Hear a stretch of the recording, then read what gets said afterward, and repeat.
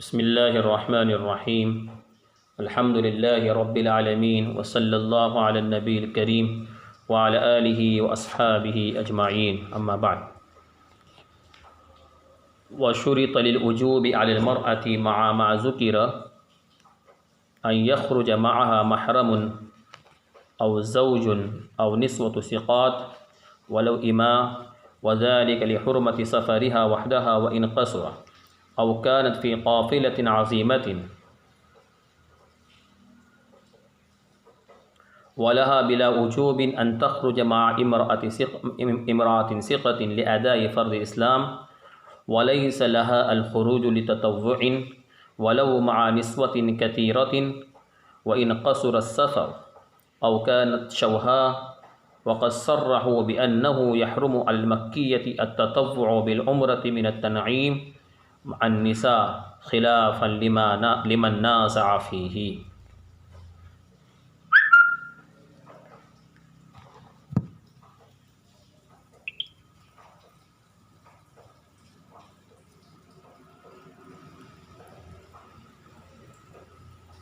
ما قبل میں استطاعت کی تفصیل آپ حضرات کے سامنے آئی. اس تفصیل میں مرد اور عورت یکساں ہے. البتہ اس عبارت میں عورت کے لیے مزید ایک شرط بیان کی جا رہی ہے کہ عورت پر حج واجب ہونے کے لیے ما قبل کی تفصیل کے ساتھ ساتھ مع ما ذکر یعنی ما قبل کی تفصیل کے ساتھ ساتھ یعنی توشے کا پایا جانا، راحلہ کا پایا جانا، راستے کا پرامن ہونا وغیرہ. مزید ایک شرط یہ ہے کہ اس کے ساتھ اس سفر میں کوئی محرم ہو، یا اس محرم ہو یا اس کا شوہر ہو، یا پھر کم سے کم سقا عورتیں ہوں. یعنی وہ بالغ ہوں، ان کے اندر صفت عدالت پائی جاتی ہو، فاسق نہ ہو. اب ثقات، نسوتوں ثقات کا لفظ آیا ہے تو کم سے کم کتنے ہوں؟ جمع کا اطلاق 3 پر ہوتا ہے، اس سے 3 ہوں. بعض حضرات نے کہا کہ 2 بھی چل جائے گی. تو محرم ہو، شوہر ہو یا ثقہ عورتیں ساتھ میں ہو، اگرچہ وہ باندھی آئے کیوں نہ ہو، آزاد نہ ہو، اگرچہ ان عورتوں میں سے کسی کے ساتھ اس کا محرم نہ ہو، صرف عورتیں ہی ہوں، تو پھر اس عورت پر ان عورتوں کے ساتھ حج کے لیے جانا واجب اور ضروری ہے. یہ شرط کیوں لگائی گئی محرم کی یا زوج کی یا ثقہ عورتوں کی؟ وَذَلِكَ لِحُرْمَةِ سَفَرِهَا وَحْدَهَا، اس لیے کہ عورت کے لیے تنہا سفر کرنا حرام ہے. حدیث پاک میں نبی کریم صلی اللہ علیہ وسلم نے ارشاد فرمایا ہے کہ کوئی عورت 2 دن، بعض روایتوں میں 3 دن اور بعض روایتوں میں ایک برید کا بھی لفظ آیا ہے، سفر نہ کریں. بعض روایتوں میں 1 دن کا بھی لفظ آیا ہے، مگر اس کے ساتھ اس کا شوہر ہو یا اس کا محرم ہو. یہ حدیث کے الفاظ ہیں. تو چونکہ سفر کرنا تنہا حرام ہے، اس لیے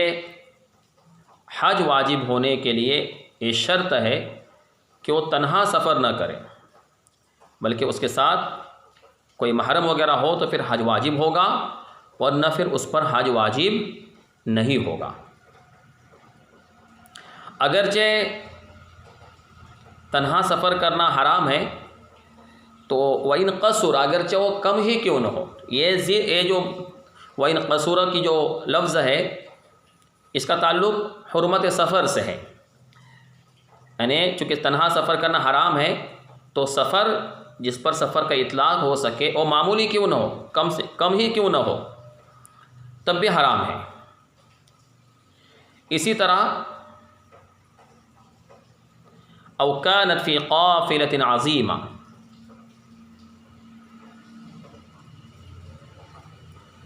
کہ وہ کسی بڑے قافلے میں کیوں نہ جا رہی ہو، تو حج کے علاوہ کسی بڑے قافلے میں اگر وہ جا رہی ہے اور تنہا ہے تو تنہا سفر کرنا اس کے لیے بغیر محرم کے حرام ہے۔ تو اس کا تعلق پیچھے سے وَإِنْ قَصُرَ اے وَإِنْ كَانَتْ فِي قَافِلَةٍ عَظِيمَةٍ، چونکہ تنہا سفر کرنا حرام ہے، اس لیے پھر حج واجب ہونے کے لیے عورت پر یہ شرط لگائی گئی ہے۔ البتہ فرض حج کے لیے اسے کسی ایک عورت ثقہ عورت کے ساتھ یا تنہا حج کے لیے جانا جائز ہے یا نہیں ہے، ایک الگ مسئلہ ہے۔ واجب ہونا الگ مسئلہ ہے، جائز ہونا الگ مسئلہ ہے۔ اس لیے کہہ رہے ہیں وَلَهَا بِلَا وُجُوبٍ أَن تَخْرُجَ مَعَ امْرَأَةٍ ثِقَةٍ لِأَدَاءِ فَرْضِ الْإِسْلَام، کہ بغیر وجوب کے یعنی واجب نہیں ہے، جواز کی حد تک یہ بات ہے کہ عورت فرض حج کے لیے، نفل حج کے لیے نہیں، فرض حج کی ادائیگی کے لیے کسی ایک ثقہ عورت کے ساتھ بھی نکل سکتی ہے، حج کے لیے جا سکتی ہے۔ یہاں پر امرأۃ ثقۃ کی بات آئی ہے، پر مسئلہ تو یہ ہے کہ اگر راستہ پرامن ہے تو جس طرح وہ ثقہ عورت کے ساتھ جا سکتی ہے، ویسے تنہا عورت بھی بغیر کسی ثقہ عورت کے بھی تنہا اس کے لیے سفر فرض حج کی ادائیگی کے لیے سفر کرنا جائز ہے۔ اس لیے کہ جس حدیث کے اندر جو بات آئی ہے جواز کی، وہ تنہا سفر کے جواز پر دلالت کرتی ہے،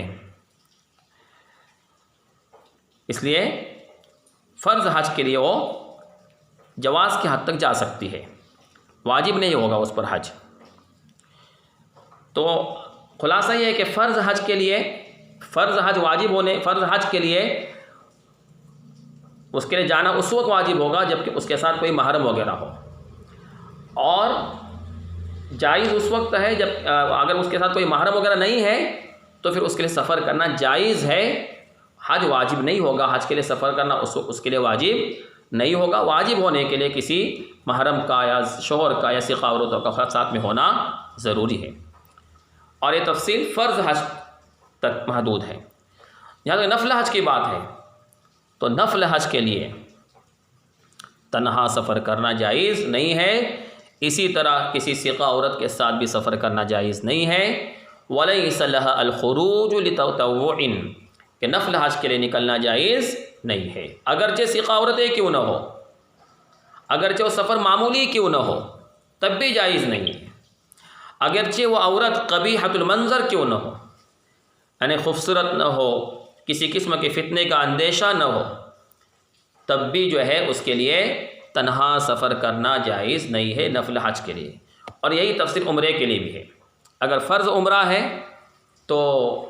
واجب ہونے کے لیے تمام شرائط کے ساتھ یہ بھی شرط ہے کہ اس کے ساتھ کوئی محرم ہو، شوہر ہو، ثقہ عورت ہو، عورتیں ہوں، اور اگر نفل عمرہ ہے تو پھر اس کے لیے تنہا سفر کرنا جائز نہیں ہے، بلکہ محرم ہونا ضروری ہے۔ اور اگر فرض عمرہ ہے تو جواز کی حد تک تو اس کے لیے تنہا جانا جائز ہے فرض عمرے کے لیے، اور نفل عمرے کے لیے تنہا جانا جائز نہیں ہے۔ البتہ فرض عمرہ فرض اس وقت ہوگا اس پر جبکہ ایک ماقبلہ کے شرائط کے ساتھ ساتھ محرم یا زوج یا ثقہ عورتیں موجود ہو تو پھر فرض اس پر عمرہ ہوگا، واجب ہوگا جانا اس کے لیے، البتہ جائز تو اس کے بغیر بھی ہے۔ اسی لیے تحقیق کے فقہاء نے اس بات کی صراحت کی ہے کہ مکی عورت جو مکہ میں رہنے والی ہے، ظاہر بات ہے اس کو عمرہ کرنے کے لیے مقام حل میں آنا پڑے گا، مقام تنعیم میں آنا پڑے گا، تو مکہ اور مقام تنعیم بہت زیادہ دور نہیں ہے، اس کے باوجود فقہا نے بات یہ نقل کی ہے کہ کسی مکی عورت کے لیے بھی اگر نفل عمرہ کرنا ہے تو نفل عمرہ کرنے کے لیے مکۃ المکرمہ سے مقام تنعیم تک تنہا جانا، یعنی بغیر محرم کے جانا، اگرچہ عورتوں کے ساتھ جا رہی ہے، یہ بھی حرام ہے۔ یہ سفر بھی اس کے لیے کیا ہے؟ حرام ہے۔ یعنی جب مکی عورت جو معمولی سفر ہے وہ نفل عمرے کے لیے سفر کرنا حرام ہے، تو پھر دور سے جانا تو بدرجہ اولا حرام ہوگا، اور وہ سفر کرنا اس کے لیے درست نہیں ہوگا۔ خلاف لمن نازع فیہ، البتہ بعض حضرات نے اس سلسلے میں اختلاف کیا ہے، اور ان کی رائے یہ ہے کہ مکی عورت مقام تنعیم میں تنہا جا کر، عورتوں کے ساتھ یا تنہا جا کر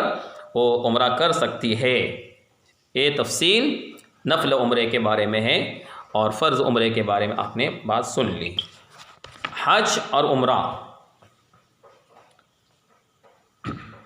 پیچھے بات آئی تھی کہ دونوں واجب ہیں، عمرہ بھی واجب ہے اور حج بھی واجب ہے۔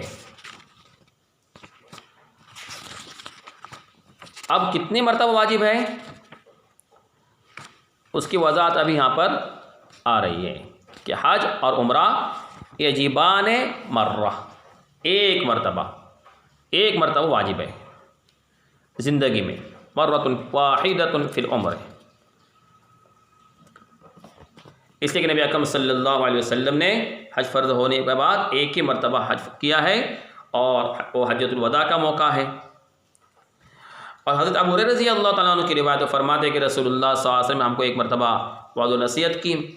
تو فرمایا کہ لوگوں تم پر حج فرض کیا گیا ہے، تم حج کرو۔ تو ایک شخص نے پوچھا کہ اللہ کے رسول یہ ہر سال حج کرنا ہے؟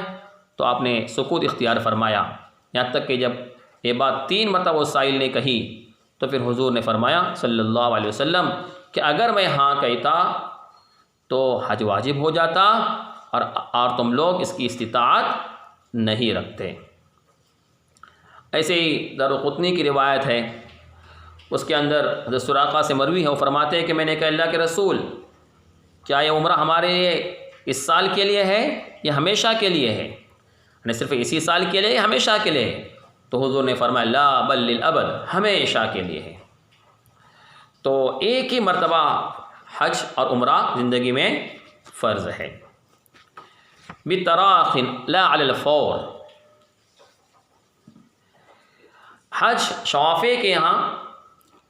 علی التراخی واجب ہے، علی التراخی واجب ہے۔ مطلب یہ ہے وَيَفْعَلَانِ بَعْدَ اسْتِكْمَالِ شُرُوطِ الْوُجُوبِ عَلَى التَّرَاخِي، کہ وجوب کے شرائط مکمل ہونے کے بعد حج اور عمرے کو علی التراخی کرنے کی اجازت ہے۔ اس لیے کہ نبی اکرم صلی اللہ علیہ وسلم نے حج تو تاخیر سے کیا، واجب تو سن ہجری 6 میں ہوا تھا، لیکن آپ نے اس کے بعد سن ہجری 10 تک جو ہے اس حج کو مؤخر کیا، تو گنجائش ہے۔ شوافے کے یہاں حج الفور واجب نہیں ہے، علی التراخی واجب ہے، لا علی الفور۔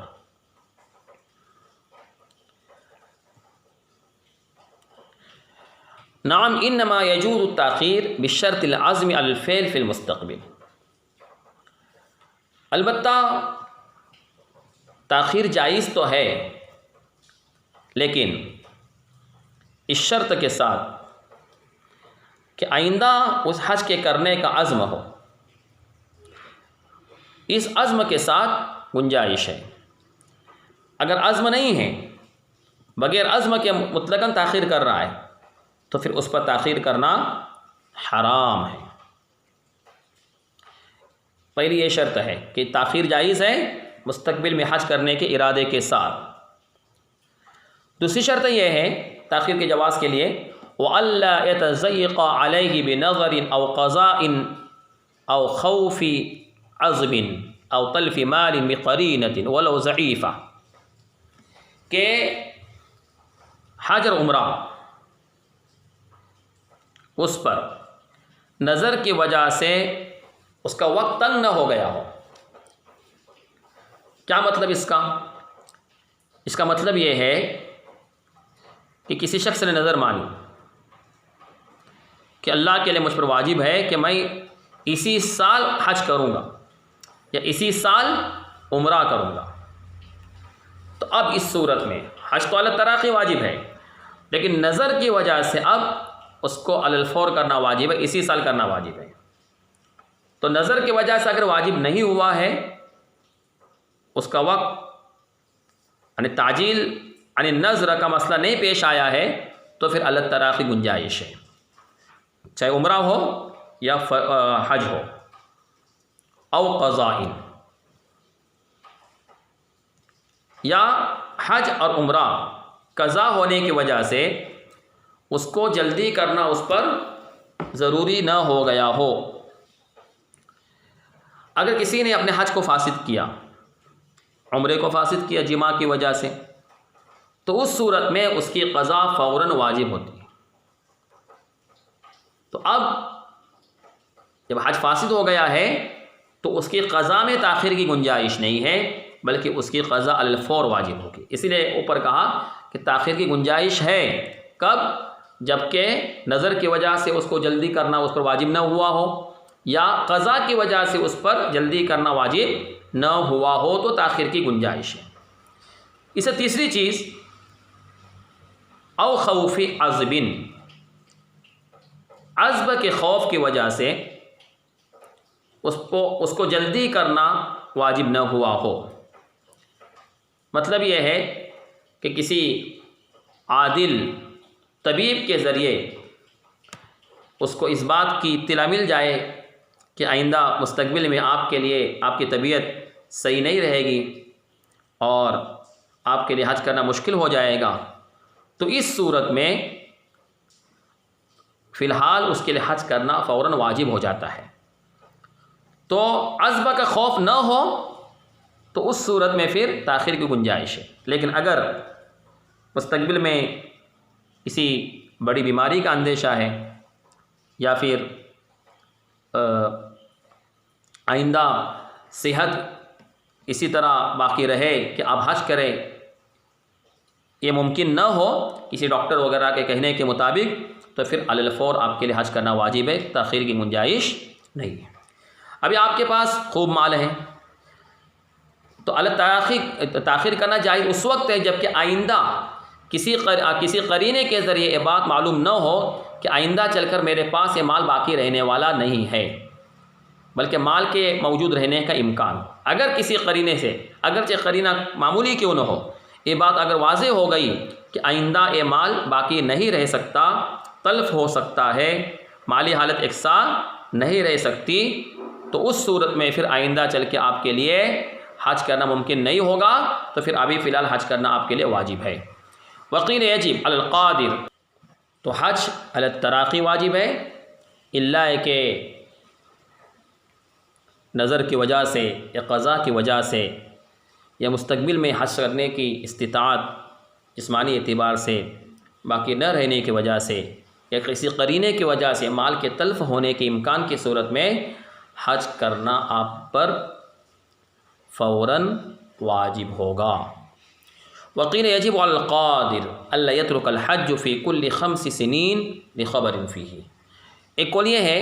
اس لیے کہ پیچھے بات یہ آئی تھی کہ زندگی میں صرف ایک مرتبہ ہی حج واجب ہے، تو ایک قول یہ ہے کہ حج پر قدرت رکھنے والے کے لیے یہ واجب ہے کہ وہ ہر 5 سال میں ایک مرتبہ حج کرے، حج کو نہ چھوڑے، فی کل 5 سنین، ہر 5 سال میں،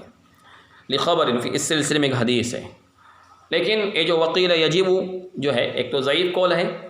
اور دوسری بات یہ ہے کہ جس خبر کی وجہ سے، جس حدیث کی وجہ سے ایک قول بیان کیا جا رہا ہے، وہ حدیث بھی حج کے ہر 5 سال میں ہر حج کے وجوب پر دلالت نہیں کرتی ہے، بلکہ ندب پر اور اس کے تاکید پر دلالت کرتی ہے، اس کے وجوب پہ دلالت نہیں کرتی۔ بہتر یہ ہے کہ ہر 5 سال کے اندر ایک مرتبہ حج آدمی کرے، جس کو اللہ تعالیٰ نے استطاعت طاقت دی ہے، اس پر دلالت کر رہی ہے۔ راجح اور مشہور قول یہ ہے کہ صرف ایک ہی مرتبہ حج اور عمرہ فرض ہے۔ واللہ اعلم بالصواب، وآخر دعوانا الحمد للہ رب العالمین۔